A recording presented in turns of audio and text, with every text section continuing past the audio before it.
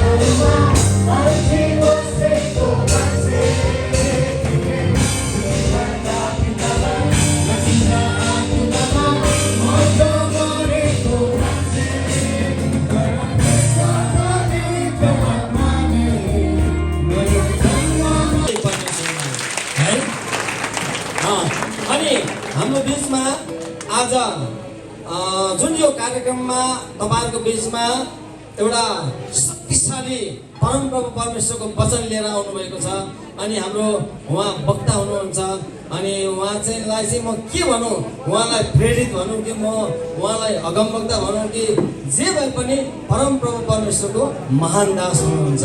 आमेन।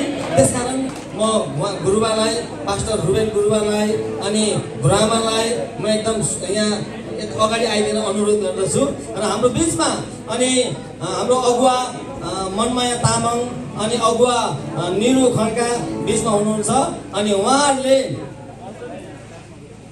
त दोस्रोला जति पनि महिमा नेपालको पास्टरहरू हुनुहुन्छ पास्टर यता यो साइडमा आइदिनु होला। महिमा नेपालको पास्टरहरू यता आइदिनु होला। महिमा नेपालको पास्टर जतिजना हुनुहुन्छ यो साइडमा आइदिनु होला। हुन्छ हामी गुरुबालाई दोस्रोला लगाएर हामी स्वागत गर्नेछौँ। हामी यो दोस्रोला लाउँदै गर्दा ठुलो ताली बजाउने छौँ। हालेलुया। तालीमा कन्जुस नगरौँ है। आज यहाँ दर्ता फी केही छैन त्यसकारण त लोभ नगरौँ। अनि यहाँ गुरुआमा हुनुहुन्छ गुरुआमालाई पनि हामी दोस्रोमा ओढाएर हामी स्वागत गर्नेछौँ। हालेलुया। ताली बजाऊ ताली ताली बजाएर